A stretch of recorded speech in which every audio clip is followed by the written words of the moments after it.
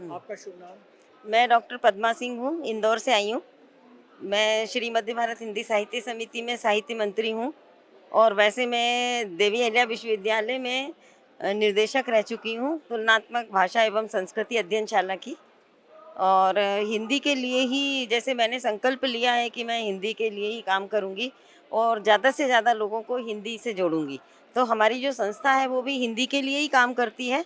इसके लिए हम एक सप्ताह में 2 कार्यक्रम करते हैं।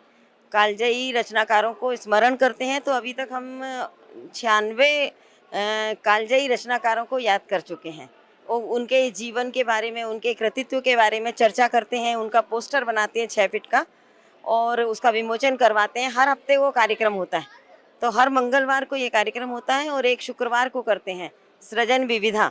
इसमें नवोदित साहित्यकार हों, जो लेखक हैं, तो उनको हम मंच देते हैं और वो अपनी रचनाएं सुनाते हैं, उनके ऊपर बातचीत करते हैं और विधाओं पर भी बातचीत करते हैं।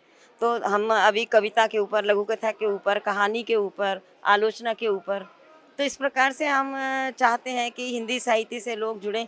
और अनुवाद के माध्यम से भी मैं चाहती हूँ कि जैसे लोग अपना इंग्लिश में करें या उर्दू में करें या सिंधी में करें, तो इस तरह से अनुवाद के माध्यम से अपने साहित्य को दूसरे पाठकों तक पहुँचाएं।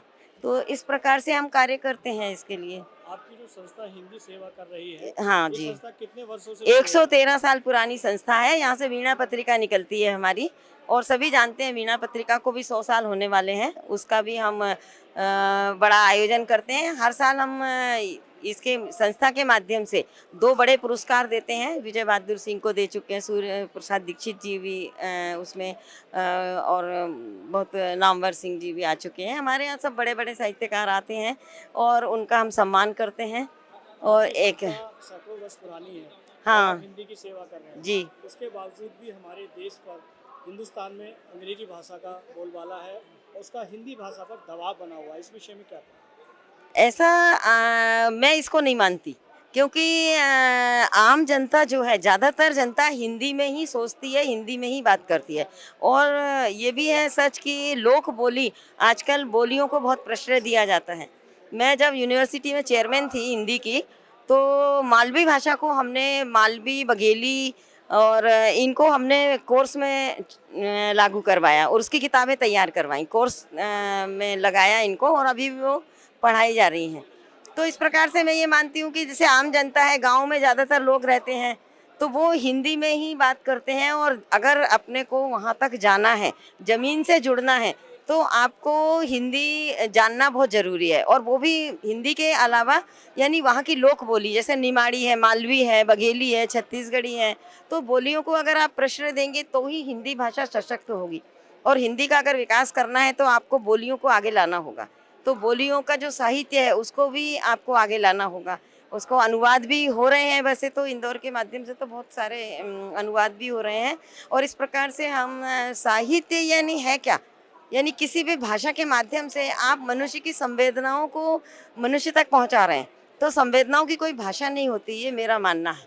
क्योंकि आप वर्तमान में युवा अपने व्यवसाय से जुड़ना चाहता है, जी तो उसको अंग्रेजी भाषा का सहारा अनिवार्य बनता है। बिल्कुल, तो वो क्या हिंदी भाषा में व्यापार नहीं हो सकता, व्यवसाय नहीं हो हो सकता? सकता है, लेकिन हमारे यहाँ पर अनुवाद की, जैसे दूसरे देशों में जैसे फ्रेंच है, जर्मन है, तो वैसे वो अपनी भाषा में अनुवाद करवाते हैं। तो हमने हिंदी में अनुवाद उनको इस तरह विज्ञान को नहीं करवाया। यानी मेडिकल की किताबें, इंजीनियरिंग की किताबें हैं, तो इतना अच्छा अनुवाद हमारे यहाँ नहीं हुआ है। अगर शुरू से ये कोशिश होती तो शायद हमारा देश भी इस प्रकार से हिंदी ही के का वर्चस्व मानता और कर सकते थे हम अपना। लेकिन जो पौराणिक किताब है गीता, हाँ जी गीता के जो उपदेश हैं विदेशों में बहुत पढ़े जा रहे हैं और जी उनका प्रयोग हो रहा है। लेकिन हमारे हिंदुस्तान में हम पश्चिमी सभ्यता को ग्रहण करते जा रहे हैं, जिससे हम संस्कारहीन और संस्कृतिहीन जी हमारे युवा होते जा रहे हैं। इस जी विषय जी पर क्या कहना है?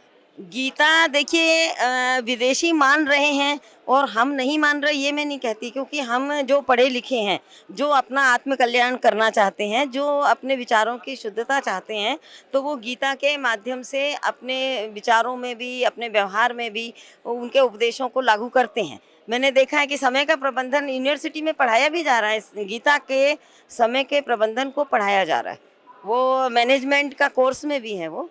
तो गीता के माध्यम से, गीता यानी शाश्वत शिक्षा है उसकी, वो कभी ना तो पुरानी होगी और आगे आने वाले भविष्य में भी, यानी विज्ञान हो चाहे कोई दूसरे विषय हो, लेकिन गीता को अगर आप उसके अनुसरण करते हैं तो अपना चरित्र तो सुधार ही सकते हैं, पर अपने आसपास के लोगों को भी सुधार सकते हैं, हमारे समाज को सुधार सकते हैं। क्योंकि बच्चों में जो संस्कार आते हैं उनको संस्कार शिक्षा देना बहुत ज़रूरी है।